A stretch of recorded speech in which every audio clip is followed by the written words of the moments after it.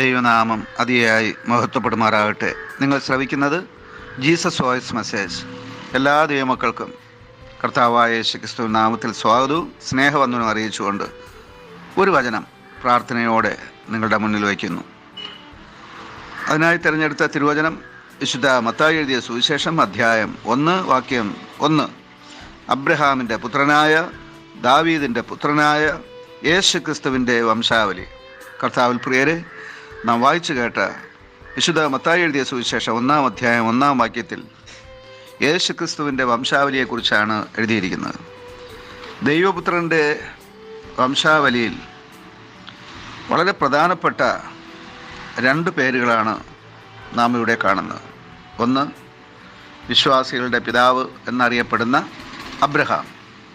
തുടർന്ന് ദാവീദിനെയാണ് ഇവിടെ നാം കാണുന്നത്. പഴയ നിയമത്തിൽ മുഴുവൻ അബ്രഹാമിൻ്റെയും ഇസഹാക്കിൻ്റെയും യാക്കോബിൻ്റെയും ദൈവമെന്ന് പ്രപഞ്ച സൃഷ്ടാവായ ദൈവത്തെ വിശേഷിപ്പിക്കുമ്പോൾ, പുതിയ നിയമത്തിൽ അബ്രഹാം കഴിഞ്ഞിട്ട് 2ാമത്തെ പേരായി എഴുതപ്പെട്ടിരിക്കുന്നത് ദാവീദിനെയാണ്.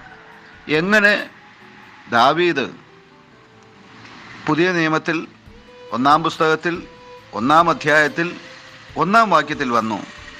ഇത് നമ്മെ അതിശയിപ്പിക്കുന്ന ഒന്നാണ്. ദാവീദ് ദൈവഹിതപ്രകാരമുള്ള മനുഷ്യനെന്ന് ദൈവം തന്നെ സാക്ഷിച്ചിട്ടുണ്ട്.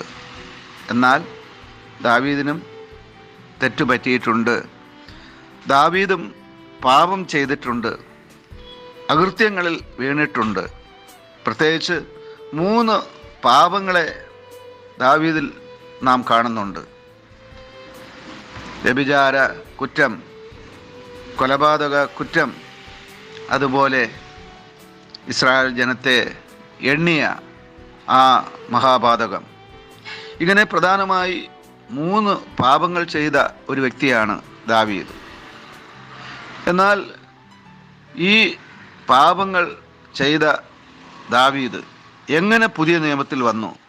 എങ്ങനെ യേശുക്രിസ്തുവിൻ്റെ മുത്തച്ഛനായി മാറി? ഇത് അതിശയിപ്പിക്കുന്ന ചോദ്യമാണ്. അതിനുള്ള ഉത്തരം ഒന്ന് മാത്രം. ദാവീദ് പാപം ചെയ്തു എന്നുള്ളത് ഒരു സത്യമാണ്, യാഥാർത്ഥ്യമാണ്.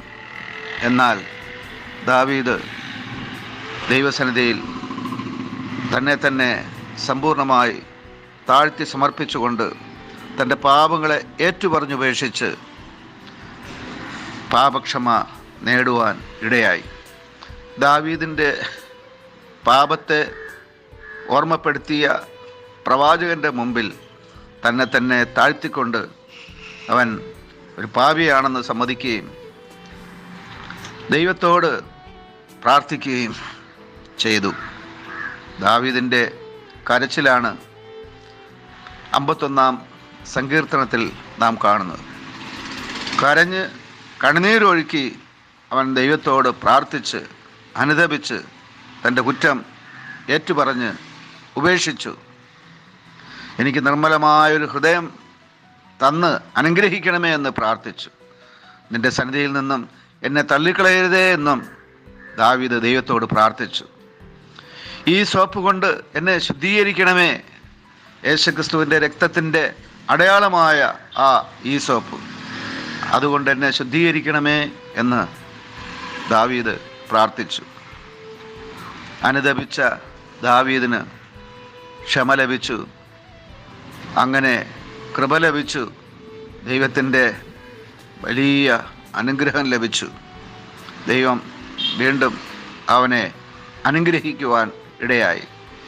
ഏതൊരു പാപിക്കും തിരിച്ചു വരുവാൻ, അനുതപിക്കുവാൻ, എഴുന്നേൽക്കുവാൻ, യഥാസ്ഥാനപ്പെടുവാൻ മനസ്സുണ്ടെങ്കിൽ ദൈവം അവനെ അനുഗ്രഹിക്കുമെന്ന് ദാവീദിൻ്റെ ജീവിതം നമ്മെ പഠിപ്പിക്കുകയാണ്. മാത്രമല്ല, ഒരു രക്ഷകൻ പിറക്കുവാൻ ദാവീദിൻ്റെ വംശത്തെയാണ് ദൈവം ഉപയോഗിച്ചു എന്നുള്ളതും അത്ഭുതമാണ്. നാം ദൈവസന്നിധിയിൽ അനുതപിച്ചാൽ നമ്മിലൂടെ ചില വ്യക്തികളുടെ ഹൃദയങ്ങളിൽ രക്ഷകൻ പിറക്കുവാനിടയാകും. ആമേൻ, ആമേൻ.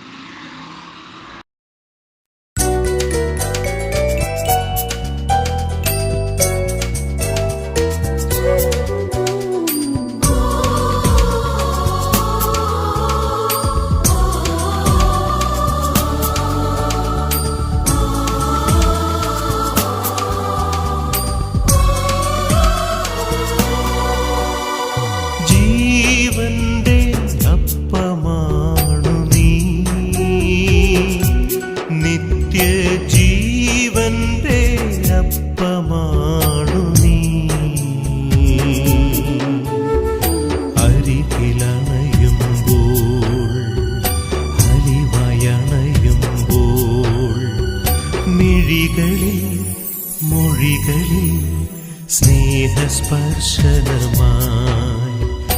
അലിഞ്ഞു ചേരുന്നു, അഭയമരുളുന്നു. ജീവന്റെ അപ്പമാണു നീ, നിത്യജീവന്റെ അപ്പമാണു നീ. അരികിലണയുമ്പോൾ അലിവായണയുമ്പോൾ മിഴികളിൽ മൊഴികളിൽ സ്നേഹസ്പർശനമായി